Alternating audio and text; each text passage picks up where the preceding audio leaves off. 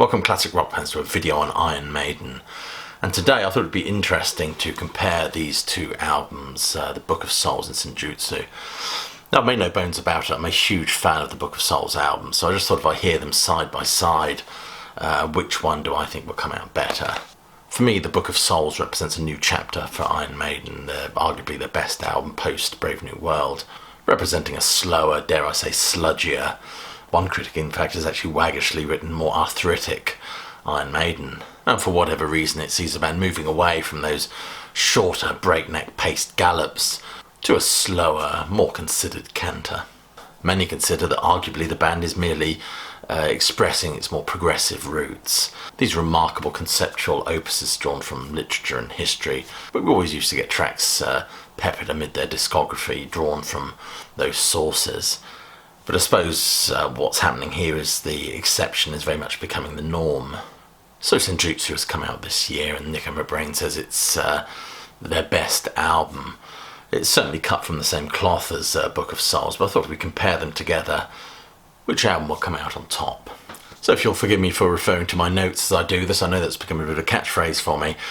Book of Souls starts off with the wonderful If Eternity Should Fail, arguably the best track on the album, but it begins strongly with Dickinson's voice platformed by those heralding synths, and that hiss of maracas. I think it gives that edge of menace. You know, it sounds like the band have dropped drop detuning on this one, giving it a distinctive sludgier feel throughout. Incredible number, very cinematic.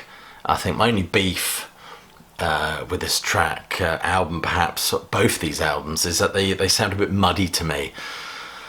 I'm not a huge fan of Kevin Shirley's production, I'll be honest with you. You know, wonderful anthemic chorus, and I love the instrumental about 5 minutes in before the guitars all begin to sound a little bit like Mountains and Nantucket Sleigh Ride, and it ends with that delightful spoken word section. So for the Senjutsu album, the opening track is in fact the title track Senjutsu, which again I think is an incredibly strong number. I adore the drum sound at the beginning, big dramatic opening to this record. However, I must say I think the drums are a little bit too loud on this track to the point where it almost swamps everything, and also I think Dickinson's vocals are way too low in the mix here. Again, it's a track that has quite a muddy, indistinct sound to it.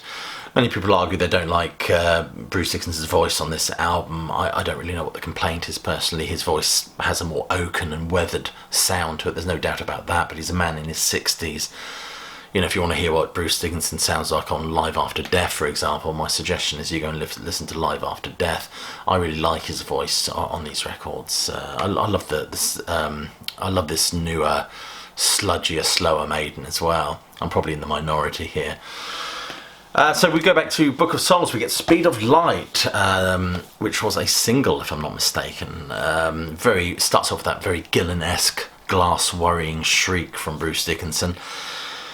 Vibrant number, another great anthemic chorus. And I noticed about sort of 2 minutes 24 in, you get that the guitars are almost swamped by the incessant thrum of this number. Great line in it, of course. The humanity won't save us at the speed of light, indeed.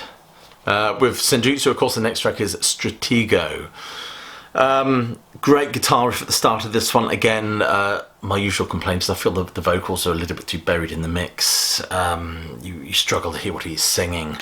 I don't understand why his voice has to be so subterranean. Is it somehow to thematically or tonally fit in with what they're trying to do with this record, or is it to cover a multitude of sins? I don't know, but generally I wish his voice was lifted a little bit. We do get that Maiden trope in this one, of course, and that's the guitar line, the lead guitar line, following the melody of the vocals. That's used so often in Maiden as to perhaps become a little bit tired and contrived now, I think. I think Speed of Light is a better track than this one, in my opinion. Book of Souls, we get the Great Unknown. I love the bass intro to this. It's just absolutely brilliant. And that, of course, leads into the atmospheric guitar and keyboard swell before we get that characteristic chug of the two guitars. Again, excellent vocal performance from Dickinson on this one. Writing on the Wall is the next one from Senjutsu, which again was the single. Gorgeous guitar tone that segues wonderfully into that southern drawl. Really is an infectious number that maybe it's just me, but it reminds me a little bit of Cats in the Cradle. The Book of Souls, we go straight into the red and the black. What an epic number this is. Incredible number, great thrumming guitar slot that leads into that heavy metallic pulse. The guitar lead gives it a Celtic feel as well. Once more we get the guitar lead accompanying the vocal. Steve Harris number based on the 1830 Bildungsroman novel by Stendhal, The Red and the Black. It does feel unnecessarily long. I mean, this is a criticism that's not only aimed at Book of Souls, but also Senjutsu. Of course, Martin Popoff says we mustn't confuse a song being long with being progressive, and he's absolutely right. When I refer to these two albums as Maiden being progressive, I'm talking about their experimentation with time signature. It's not as drastic as Dream Theater, but nevertheless. But they're also intriguing and thematic threads and concepts that are explored in instrumentation and the ambition as well in these compositions. That's what I mean by Iron Maiden being progressive, not just that they're producing long numbers. And we get those thematic threads explored within the instrumentation as well. The influences of Yes and Jethro Tull. I mean, don't get me wrong, when I talk about Iron Maiden being progressive, it's not exactly lark's tongues in aspect. But what it does do, it's certainly breaking away from the very formulaic mode of, intro, verse, chorus, solo, verse, chorus to fade. Instead, we're getting these expansive topographies of conceptual landscaping to explore. And the next one on Senjutsu is Lost in a Lost World. I love the intro to this one. The intro leads into the great pounding with that metallic clatter of bass and gorgeous double-tracked vocal. And this track, I think, sounds rather good. I find listening to these two albums, I find myself having to switch them off and go and listen to something else to remind myself it's the production on these records, it's not me going deaf. I feel sometimes the production on these tracks, it means that they overall lack punch. On this track you get 0419. I love the tempo change here. Then we go into that Maiden-esque sort of jig thing that they've been doing a lot recently. Book of Souls, The River Runs Deep. Again, I find a lot of detail and nuances lost in the incessant thrum of this one. Cymbals are very, very quiet as well.